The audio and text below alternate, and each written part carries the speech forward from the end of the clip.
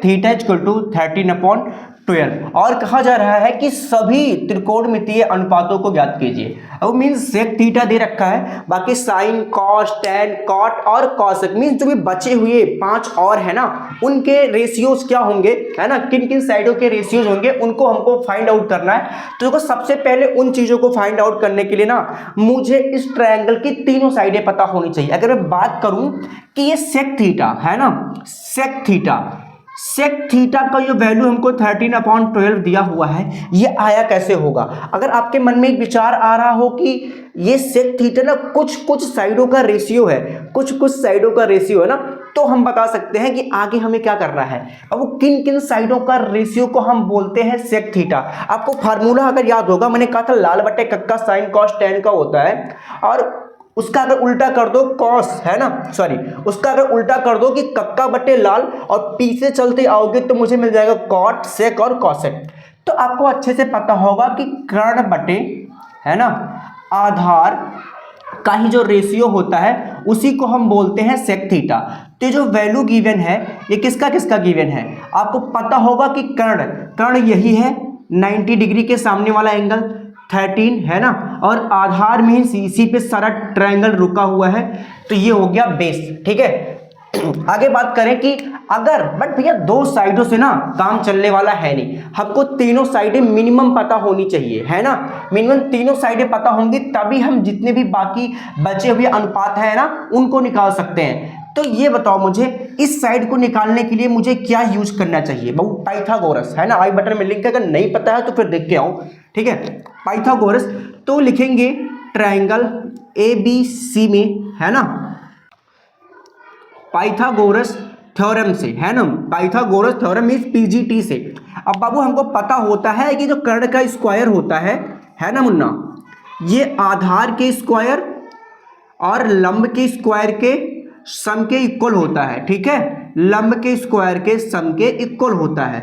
अभी मुझे यहाँ पे पता है, क्या पता है कि कर्ण का स्क्वायर मीन्स 13 का स्क्वायर इक्वल टू आधार क्या है, यही 12 का स्क्वायर और प्लस लंब का स्क्वायर।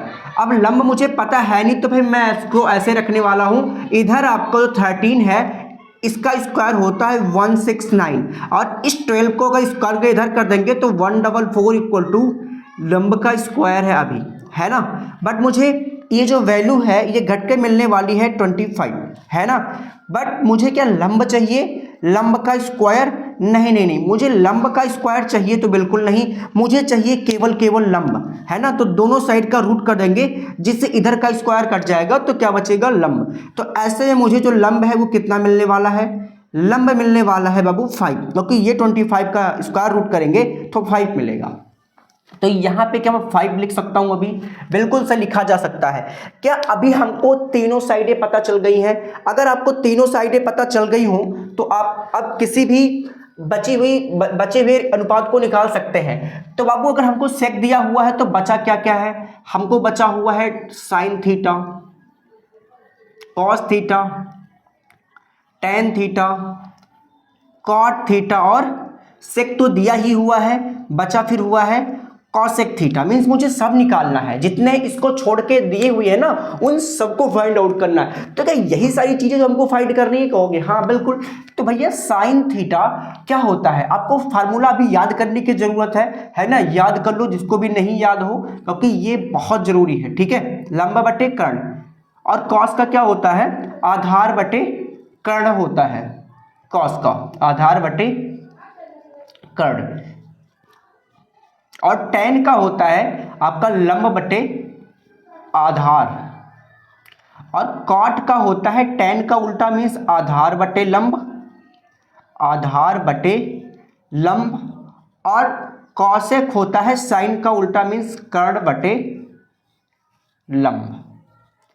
अब आपको अगर तीनों साइडें गिवन है तो आप इसकी वैल्यू बहुत आराम से निकाल सकते हो, है ना। एक सेकंड के लिए बहुत आराम से निकाला जा सकता है कि नहीं निकाला जा सकता है। अब आप बोलोगे कि बहुत सिंपल है भाई, थीटा कहीं पे भी मानना था, मैंने थीटा को कहाँ पे माना हुआ था, कहाँ से लंब और आधार की बात हो रही थी भैया, यहाँ से।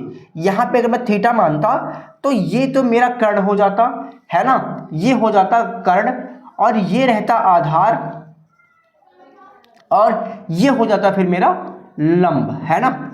तो यहीं से देखो अभी आप इसके सामने लंब बटे कर्ण मीन्स 5/13, फिर कह रहा है आधार बटे कर्ण मीन्स 12/13, है ना। फिर कह रहा है tan थीटा मीन्स लंब बटे आधार मीन्स 5/12। समझ में आ रही होगी चीजें ना, बिल्कुल आसान है। कॉट की बात कर रहा है, 12/5 हो जाएगा क्या, बिल्कुल हो जाएगा।